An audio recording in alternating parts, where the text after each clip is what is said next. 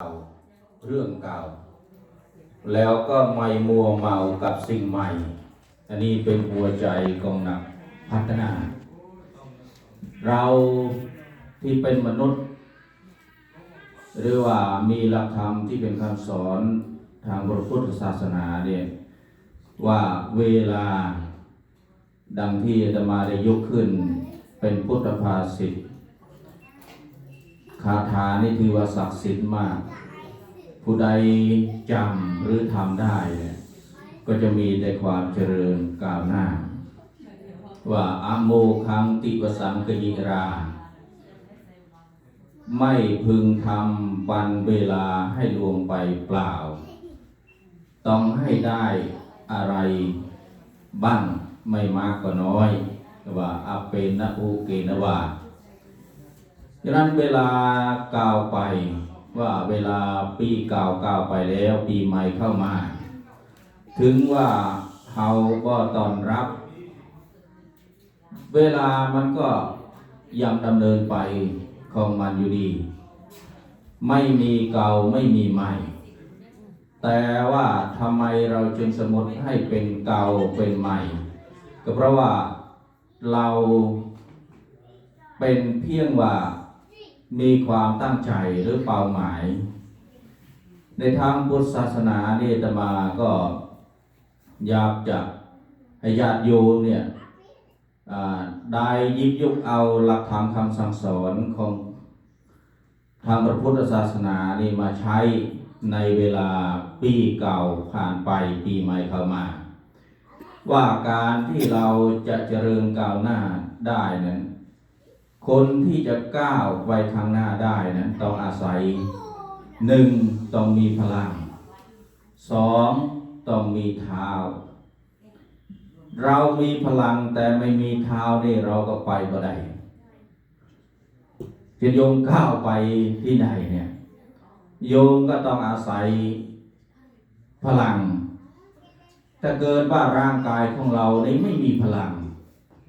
โยมจะย่างไปไหนก็ได้ทีนี้ถ้าเรามีพลังแล้วแต่เราไม่มีเท้าที่จะก้าวเราก็ก้าวไปก็ได้ทีนี้ถามว่าเราก้าวไปเพื่ออย่างเราก้าวไปเพื่อความสำเร็จหรือความเจริญอันนี้เราต้องตั้งความหวังหรือว่าจุดมุ่งหมายสิ่งที่เป็นประโยชน์พลังคนเราทุกคนนั้นจะมีพลังที่เรียกว่าพลังภายในอันนี้ไม่ใช่เป็นพลังไฟฟ้าหรือพลังจักรวาลที่ไหนพลังที่อยู่ในตัวทุกๆคนแต่ถามว่าเราจะรู้จักที่จะเอาพลังนั้นมาใช้หรือเปล่าพลังนั้นก็บอกว่าพลังปัญญาคนเรานั้นต้องอาศัยความเป็นอยู่นั้นต้องอาศัยปัญญานี้เป็นสิ่งที่สำคัญมากถ้าหากว่าผู้ใดหรือว่าประเทศใดชุมชนใดก็ตามมีความเป็นอยู่โดยไม่มีปัญญาก็ถือว่าลาหลังหรือว่าไม่เจริญแม้แต่คิดก็คิดไม่ทันเขาถึงว่าจะคิดได้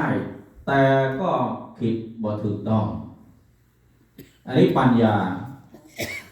ว่าเราต้องสำรวจดูว่าเรามีพลังปัญญาหรือเปล่าถ้าเราไม่มีปัญญาเนี่ยบอกว่าก็ต้องอาศัยหลักธรรมว่าหลักธรรมที่เป็นเท้าเนี่ยโยมเคยได้ยินไหมว่าอิทธิบาท4อิทธิเนี่ยแปลว่าความสำเร็จปาทะแปลว่าเท้า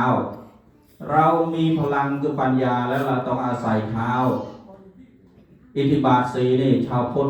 รู้กันทุกคนเราต้องใส่ใจว่าอิทธิบาท4นี่โยมจำง่ายๆบอกว่าไฟรู้ไฟสังสรรค์ข้อที่1แล้วก็ขยันเพียรก้าวไป ข้อที่3ใจมุ่งมั่นอุทิศตัว4ชัยหัวคิดปินิจการโยมจำง่ายๆนะหลักเท้า4เนี่ยบอกว่าไฟรู้ไฟสร้างสรรค์ขยันมันเพียรก้าวไปแล้วก็ใจมุ่งมั่นอุทิศตัวชัยหัวคิดพินิจการหรือภาษาพระเรียกว่าฉันทะวิริยะจิตตวิมังสาถ้าโยมผู้ใดที่คล่องภาษาอังกฤษนี่ก็ภาษาอังกฤษนี่เรียกว่า planning doing checking action 4 ข้อ planning doing checking action อันนี้เราเนี่ยจะก้าวไปนี่ต้องมีจุดเป้าหมายว่าเราจะไปในทิศทางใดอย่างปีใหม่ที่จะเข้ามาเนี่ยเรามีเวลา360กว่าวันเราไม่รู้ว่า360กว่าวันนี้มันมีอะไรบ้างที่จะเกิดขึ้นเพราะฉะนั้นต้องเตรียมใจพลังปัญญาเนี่ยบอกว่าปัญหามาใช้ปัญญาแก้ไขอันนี้ปัญญาเนี่ยเป็นสิ่งที่มนุษย์ทุกคนที่จะต้องใช้พลังปัญญาอาตมายกตัวอย่างเรื่องหนึ่งว่าการใช้ปัญญาเนี่ยต้องใช้ให้ถูกต้องในช่วงเทศกาลปีใหม่เนี่ยมันเกิดมีเรื่องหนึ่งที่ประเทศจีนอันนี้ก็เกิดเรื่องปีใหม่นี่เกิดโจรปล้นธนาคารนะโยมทีนี้คนที่จะปีใหม่เนี่ยเขาก็ต้องการเงินเที่ยวโจรเนี่ยก็ถือโอกาสปล้นในยามเทศกาลปีใหม่ช่วงเทศกาลปีใหม่นี่ปล้นธนาคารในโจรก็เข้าไปในธนาคารยกฟังให้ดีนะเรื่องนี้นะเข้าไปในธนาคารปุ๊บเนี่ยโจรก็เลยเอาปืนนี่ชี้ตัวพนักงานว่าทุกคนนี่จงนั่งลงว่าเงินนี่เป็นของรัฐชีวิตก่อนของท่านอย่ายุ่งเข้าใจว่าเงินนี่เป็นของรัฐเพราะเงินมันเป็นธนาคารชีวิตนี่เป็นของเราพนักงานเนี่ยโจรมันบอกว่าเงินเป็นของรัฐชีวิตเป็นของท่านเพราะฉะนั้นทุกคนต้องนั่งลงทีนี้ทุกคนก็นั่งลงพอนั่งลงปั๊บเนี่ยก็จะเห็นผู้หญิงคนหนึ่งนี่แบบว่าแต่งตัวไม่เรียบร้อยทีนี้โจรก็เลยบอกว่าแต่งตัวดีๆนี่เป็นกรณีปล้นไม่ใช่เป็นการข่มขืนโจรเขาซื้อตรงกับตอนหน้าที่นะโยมโจรมีจรรยาบรรณเหมือนกันเนี่ยไปปล้นไม่ได้ไปข่มขืนเลยบอกว่านี่เป็นกรณีปล้นไม่ใช่เป็นการข่มขืนแต่งตัวเรียบร้อยทีนี้ทุกคนก็แต่งตัวเรียบร้อยทีนี้พอปล้นเงินนี่ได้ไปโจรผู้หนึ่งนี่เรียนจบมาสเตอร์ดีกรีเรียกว่าปริญญาโทนะโยมมาสเตอร์ดีกรีปล้นเงินได้แล้วนี่ก็บอกว่าเอาเงินไปนับทีนี้โจรอีกคนหนึ่งนี่เรียนจบแค่ป .6 มันบอกว่าไม่ต้องนับเปิดทีวีเบิ่งทีนี้ก็เรียกว่าอะไรโยมก็เรียกว่าประสบการณ์ป .6 แต่มีประสบการณ์เปิดทีวีเบิ่งบ่ต้องนับเงินมากมายขนาดนี้นับไปเสียเวลาทำไมเห็นไหมป .6 แต่มันฉลาดกว่ามาสเตอร์ดีกรีต้องไปนับตังค์ให้เสียเวลาคือนี่นะทุกวันนี่คนเนี่ยมีแต่ปริญญาบัตรเป็นกระดาษแต่ว่าไม่มีประสบการณ์ทีนี้เขาก็เลยได้เงินนี้ไปนะโยม เราเปิดทีวีเนี่ยทีนี้ประธานธนาคารนี่ก็ต้องโทรไปที่แมเนเจอร์ผู้จัดการว่าต้องรายงานไปที่ตำรวจเนี่ยว่าเงินที่ธนาคารเนี่ยปล้นไป100 ล้านแต่จริงๆในโจรปล้นไปแค่20 ล้านทีนี้รายงานไปเนี่ยก็บอกว่าถือโอกาสนายโยมทำไมประธานธนาคารเนี่ยบอกไม่ได้จะให้รายงานไปนี่ปล้นเงินธนาคารหมดไป100 ล้านแต่โจรปล้นไปแค่20 ล้าน20 ล้านทีนี้ก็เลยโจรมันเปิดทีวีเบิ่งเลยโยมพอเปิดทีวีเบิ่งปั๊บเนี่ยนักข่าวก็รายงานว่าโจรกลุ่มหนึ่งปล้นธนาคารหมดไป100 ล้านทีนี้ก็เงิน100 ล้านที่ไหนโจรก็เลยนับดูพอนับเบิ่งมันเห็นแค่20 ล้านเองแล้วทำไมทีนี้ก็บอกว่าประธานธนาคารเนี่ยบอกไปเมเนเจอร์ว่าเราถือโอกาสนี่เพราะอะไรไหนก็โจรปล้นแล้วเราก็เก็บ80 ล้านไปใช้พอเราก็ติดหนี้เขาอยู่วันนี้เป็นโอกาสของเราในเพื่อโจรถ้าทีนี้ก็เลยโจรเนี่ยมันโกรธมากอยู่ว่าเนี่ยโจรเนี่ยอุตส่าห์เสี่ยงชีวิตไปเป็นไปตายไปปล้นมาตายแค่เงิน20 ล้านแต่ว่าประธานธนาคารนี่ใช้ปากกาเล่มเดียวได้เงินไป80 ล้านโดยที่ไม่ต้องทำอะไรเลยมันน่าเจ็บใจเดี๋ยวนี้รายงานไปเดี๋ยวนี้สุดท้ายแล้วเนี่ยถามว่าผู้ใดเป็นโจรแต่เนี่ยแต่มาไม่อยากเราได้ยาวโจรขโมยไปปล้นไปได้แค่20 ล้านแต่ว่าประธานธนาคารนี่รายงานไปว่า100 ล้านเลยเขาก็เลยทุกคนเนี่ยประธานธนาคารว่าถ้าเกิดว่าทุกเดือนมีโจรปล้นอย่างนี้เราก็รวยสิอันนี้ก็ถือว่าอะไรโยมก็บอกว่าช่วยโอกาสไหนหนามันก็ไหลแล้วเราก็ต้องไปกันมันประยุทธ์ต้องปล่อยไปตามน้ำมันโยมอันนี้ก็คือการใช้ปัญญาเนี่ยแต่ว่าใช้อย่างไรเนี่ยก็ตามโยมต้องมีพลังปัญญานี่ก็บอกว่าการที่เราจะมีปัญญายืนยัดอยู่ในสังคมได้เนี่ยคือการสังคมนี่ก็บอกว่าสังคมนี่เป็นโลกนี่เป็นกลมแต่สังคมนี่มีเหลี่ยมโยมเข้าใจนะสังคมมีเหลี่ยมเนี่ยโยมเห็นไหมประธานธนาคารเนี่ยมันมีเหลี่ยมสังคมในโลกมันกลมแต่สังคมมีเหลี่ยมเหมือนกันว่าคือมนุษย์ทุกคนจะมีปัญญาแต่ว่าใช้ปัญญาในทางถูกต้องหรือเปล่าอันนี้ข้อที่1พลังแห่งปัญญาข้อที่2เนี่ยโยมต้องมีพลังแห่งความเพียรพลังแห่งความเพียรพยายามเรามีปัญญาแต่ว่าขี้เกียจไม่ทำอะไรสักอย่างมันก็ไม่เจริญอยากจะได้อะไรก็ไม่ได้เพราะความขี้เกียจ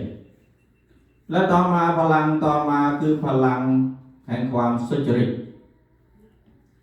พลังความสุจริตคือว่าทุกคนนี่ก็จะได้ยินคำว่ามือใส่ใจสะอาดเราต้องมีพลังรักความดี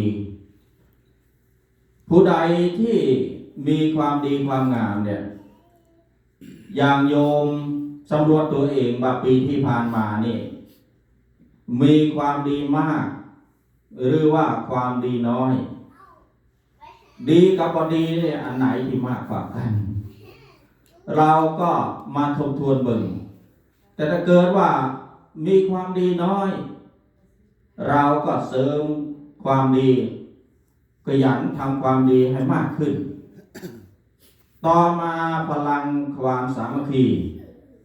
พลังสี่ข้อนะโยม1พลังปัญญา2พลังความเพียร3พลังความสุจริต4พลังความสามัคคีพูดถึงความสามัคคีเนี่ยมันเป็นหัวใจหลักของสังคมที่จะอยู่ให้ร่มเย็นเป็นสุขได้ไม่ว่าสังคมไหนก็ตามถ้าเกิดว่าขาดความสามัคคีเสียแล้วต่อให้สังคมนั้นจะดีแค่ไหนก็ไปไม่รอดการขาดความสามัคคีในโยมยกตัวอย่างโยมบึงรถที่โยมขับเนี่ยถ้าเกิดว่ารถมันมี4 ล้อแต่เกิดว่ามันขาดไปล้อหนึ่งมันก็หมุนไปมันวิ่งไปได้บ่มันก็ได้อันนี้ความสามัคคีเนี่ยเป็นเรื่องที่สำคัญฉะนั้นเราในเทศกาลปีใหม่ในช่วงปีใหม่นี้ถือเอาหลักธรรมที่เป็นพลังและก้าวไปข้างหน้าเพราะว่าเวลาผ่านไปเราต้องได้กำไรในชีวิตเราทุกคนนี่มีแต่ก้าวไปข้างหน้าเราต้องตั้งเป้าหมายไว้ในทางภาษาพระท่านเรียกว่าอัตถะสิ่งที่เป็นประโยชน์หรือว่าจุดมุ่งหมายประโยชน์นี้มีตามขั้นตอน1ประโยชน์ทันตาเห็น2ประโยชน์ที่มองไม่เห็นด้วยตา3ประโยชน์ปรมัตถ์ที่ว่าประโยชน์สูงสุดประโยชน์ทันตาเห็นนี่1ก็บอกว่าสุขภาพดีทำไมต้องดูสุขภาพดีร่างกายแล้วดีญาติโยมทุกผู้ทุกคนอาจจะนึกถึงว่าสุขภาพร่างกายนี่บ่ค่อยสำคัญเท่าไหร่มุ่งหมายจะทำงานอย่างเดียวแต่พอทำไปนี่เอาเงินไปจ่ายที่ Provident เพราะว่าต้องมาฟื้นฟูร่างกายอันนี้ร่างกายนี่เป็นพื้นที่แท้จริงเป็นที่อาศัยอย่างถาวรของเราถามว่าใครที่อยู่กับเราไปตลอดก็คือร่างกายไม่ใช่พ่อแม่ลูกเมียหรือว่าใครก็ตามฉะนั้นเราต้องดูแลร่างกายของเราให้ดีเราเติมอะไรลงไปเช่นเราเติมความสุขเข้าไปร่างกายของเราก็จะดีเรากินอะไรลงไปร่างกายของเราก็จะตอบสนองสิ่งนั้นอันนี้ต้องดูแลร่างกายให้ดี1ก็เรียกว่าประโยชน์ทันตาเห็นข้อที่2นี่คือเรื่องเงินทองเรามีสุขภาพดีแต่ว่าเราไม่มีเงินมันก็เครียดได้ยมเราต้องมีเงินพอกินพอใช้เรื่องเงินเรื่องทองนี่เป็นเรื่องที่สำคัญโดยยุคปัจจุบันเนี่ยคนดีเนี่ยขนาดที่หลังผู้ใดที่มีเงินเนี่ยภาษาไทยก็เรียกว่ามีเงินนับเป็นพี่มีเงินนับเป็นน้องมีทองนับเป็นพี่ว่าเงินเนี่ยเป็นเรื่องที่สำคัญต่อมานี่ครอบครัวมีสุขภาพดีร่ำรวยแต่ว่าครอบครัวขาดความอบอุ่นเรียกว่า warm family ทีนี้เราก็ไม่มีความสุขประโยชน์ทันตาเห็นได้บ่เห็นแล้วต่อมาการยอมรับทางสังคมการยอมรับของสังคมนี่บางคนนี่สุขภาพดีร่ำรวยครอบครัวดีแต่ว่าไม่มีใครนับถือเดินไปไหนเนี่ยเขาก็อยากรู้จักอันนี้เราก็ทำดูว่านี่ประโยชน์ทันตาเห็นในโยม ทำได้4 ข้อนี่ถือว่าชีวิตปีใหม่เนี่ยมีแต่ความสดใสสดชื่นชื้นบานนี่ทบทวนอีกทีนะโยมนะประโยชน์ทันตาเห็นนี่1สุขภาพร่างกายดีมีปัจจัยเงินทองดีเพราะว่าเงินทองนั้นเป็นที่อาศัยของเราบอกว่าเงินนี่เป็นสิ่งที่จำเป็นมันไม่ได้สูงสุดอะไรแต่ว่าเป็นสิ่งที่จำเป็นแต่ขาดเงินบ่ได้ต่อมาในครอบครัวนี่ต้องดีต้องรักกันก็เพราะว่าอะไรโยมถ้าไม่รักกันนี่ก็อยู่ด้วยกันยากยันใครที่ว่ามีความรักน้อยนี่ก็ต้องบอกบาดดื่มน้ำได้ต้องใส่แก้วถ้าพี่รักน้องแล้วก็ต้องใส่ใจอันนี้ก็ต้องพูดนี่อันนี้ก็จะทำให้ครอบครัวนี่ดีต่อมาในทางสังคมปัจจัยในทางสังคมในประโยชน์ทั้งตาเห็นต่อมาประโยชน์ที่มองบ่เห็น1จะเรียกว่าศรัทธามีศรัทธามีความเชื่อเป็นเพื่อนโยมทำอะไรโยมก็เกิดความเชื่อมั่นในตัวเองความมั่นใจนี่เป็นสิ่งที่สำคัญเมื่อที่เราอยากจะไปไหนแต่ถ้าใจเราไม่กล้าต่อให้มีร่างกายที่แข็งแรงเราก็บอก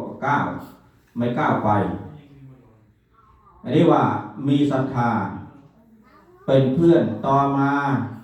มีความสะอาดสุจริตที่เรียกว่าศีลนี่คือความเรียบร้อยหรือความมือใส่ใจสะอาดต่อมามีความเสียสละเหมือนที่ญาติโยมได้มาร่วมกันทำบุญสร้างกุศลคนเรานี่การที่จะได้อะไรมาเนี่ยต้องให้ก่อนโยมดูต้นไม้เนี่ยแม้แต่ต้นไม้นี่ก็รู้จักให้อะไรใบกิ่งที่เก่าๆในตกลงมาแล้วก็งอกใบใหม่ๆขึ้นมาอีกถามว่าใบเก่านี่มันไปไหนมันก็กลายเป็นปุ้ยที่ช่วยหล่อเลี้ยงชีวิตของมันเองแม้แต่ตัวเรานี่ก็ต้องมีการเสียสละอย่างน้อยๆโยมก็ต้องเสียแท็กคืนภาษีให้กับสังคมและต่อมาก็ปัญญาเนี่ยโยมจำไว้นะศรัทธาศีลจาคะความเสียสละแล้วก็ปัญญาอันนี้ปัญญาก็ได้กล่าวไว้แล้วข้างต้นต่อมาประโยชน์สูงสุดที่เรียกว่าประโยชน์ชั้นสูงประโยชน์ชั้นสูงนี่คือเข้าถึงธรรมชาติที่เรียกว่าปรมัตถ์ที่เรียกว่าธรรมชาติเราเข้าใจธรรมชาติเราก็อาศัยธรรมชาติแล้วก็ใช้ประโยชน์จากธรรมชาติอย่างเกิดการเจ็บตายเนี่ยเป็นสุขเป็นทุกข์ก็ตามไม่เป็นเรื่องของธรรมชาติแต่ถ้าเราเข้าใจเราก็ตั้งอยู่ในความไม่ประมาทและแก้ไขปัญหาที่เกิดขึ้นอันนี้ก็ธรรมะในวันปีใหม่เพราะฉะนั้นญาติโยมทุกคนที่ได้มาร่วมทำบุญในช่วงส่งท้ายปีเก่าต้อนรับปีใหม่ในวันนี้ก็ขอให้นำเอาหลักธรรมคำสั่งสอนในทางพระพุทธศาสนาไปประพฤติปฏิบัติแต่ถ้าโยมที่ฟังแล้วก็ไม่ได้นำเอาไปประพฤติปฏิบัติก็ไม่ได้ต่างจากโยมป่วยแล้วก็ไปที่ฟาร์มาซีแค่เดินยางไปแต่ไม่ได้ซื้อยามากินอย่างนี้ก็แต่ยาคลายป่วยก็ต้องซื้อยากินซื้อมาแล้วต้องกินด้วยอันนี้ก็ธรรมะก็เช่นเดียวกันไม่ใช่แค่ฟังใครเท่านั้นก็ต้องลงมือปฏิบัติด้วยว่าเช่นว่าพระเทศในวันนี้เนี่ยได้คออะไรบ้าง ไม่ใช่ว่าฟังไปพูดไปนู่นนี่นั่นไปสุดท้ายก็ฟังไม่รู้เรื่อง อันนี้เขาแทรกนิดนึงว่าคนที่มาฟังพระแล้วไม่ตั้งใจฟังก็ว่ามีคนหนึ่งนี่มา พอมาฟังพระแล้วพระก็พูดถึงเรื่องศีลห้านะโยมจำได้นะก็บอกว่าปาณาติบาตการฆ่าสัตว์ก็ดีอาทินาทานการลักขโมยก็ดีการเมตุมิจฉาจารการประพฤติผิดในกามก็ดีการกล่าวเท็จก็ดีการดื่มสุราก็ดีทีนี้มันฟังได้แค่นี้มันก็กลับบ้านไปทีนี้เมียมันถามว่าพระเทศอะไรบ้างโอ้พระเทศว่าดีหมดเลยนะฆ่าสัตว์ก็ดีลักขโมยก็ดีประพฤติผิดในกามก็ดีกล่าวเท็จก็ดีดื่มสุราก็ดีแต่ว่าพระพูดยังไม่หมดเลยมันก็ฟังได้จะดีๆอย่างเงี้ยโยมก็ตั้งใจฟังหน่อยนะในท้ายที่สุดนี้ก็ขออ้างอิงคุณพระศรีรัตนตรัยพร้อมด้วยบุญกุศลที่ญาติโยมได้รวมกันบำเพ็ญมาจงรวมเป็นตปะเป็นพลวัตปัจจัยอำนวยอวยชัยให้ญาติโยมทั้งหลายประกอบไปด้วยจตุรพิธพรชัยคืออายุวรรณสุขภละคิดสิ่งหนึ่งประการใดที่เป็นไปโดยชอบประกอบโดยธรรมก็ขอให้มุ่งมา่สำเร็จดังมโนรถปรารถนาทุกประการเถิดร้านทองเนี่ยร้านทองอะไรเด้อ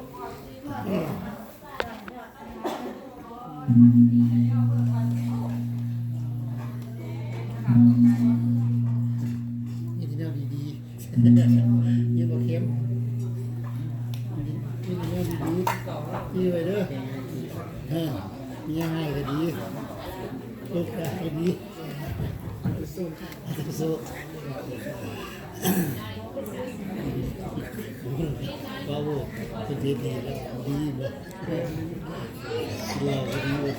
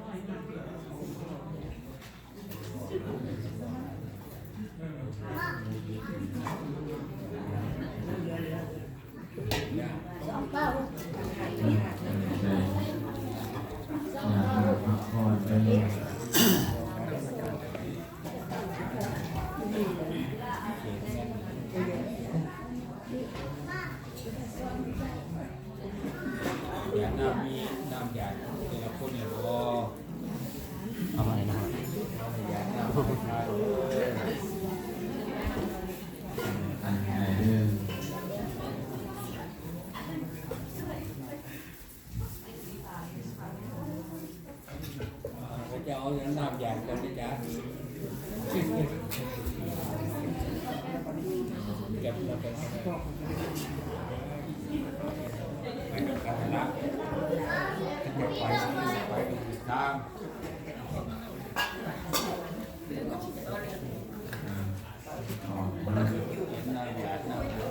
หัวเมียงานกันก็ได้หัวเมียเนาะอันเดียวจะต้องการยะถาวาริวหาปุราปาริปุเรนติสาคารังเอวังเอวะหิโตทินังเปตานังอุปกปปติอิสิตังปฏิตังตุมังคิปะเมวะสมิจตุสัพเพปุเรนตุสังกปาจันโทปนาราโสยถามณิโสติราโสยถาวิวัจจันตุสัมปะโรโควิทัสสะตุปาเท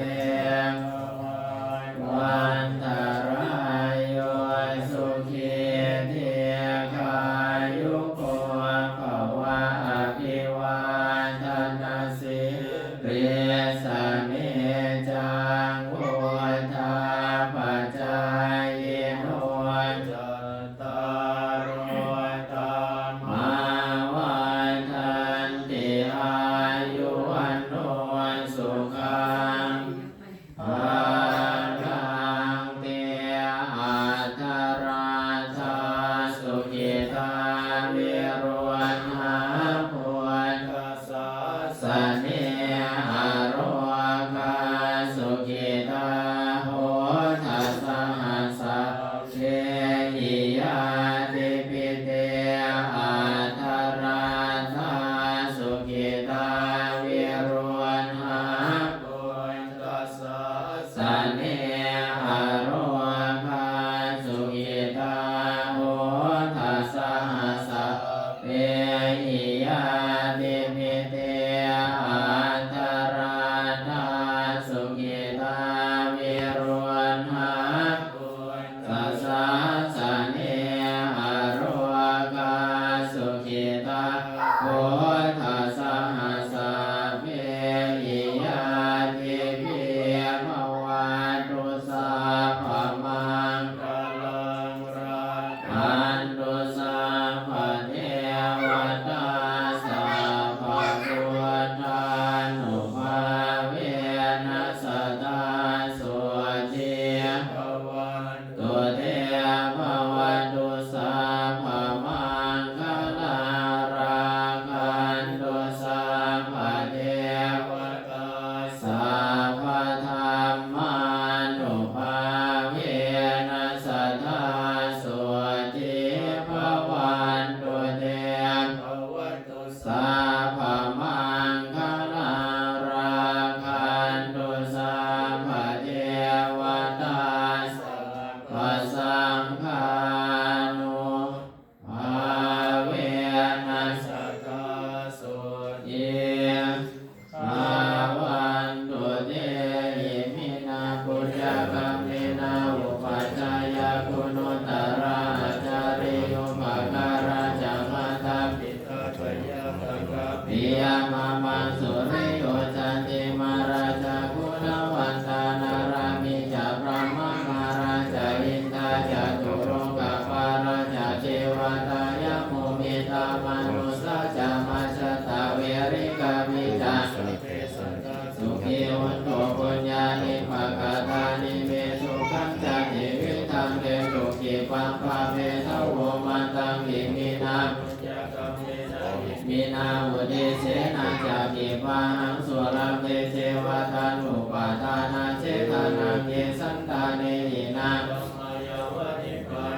มะมันนันสันตุสัมปะทาเยวายะถาจตุภะเวภะเวหุจุจิตังสัพเพปัญญาสัมเลโกริยังปินามาลาลภ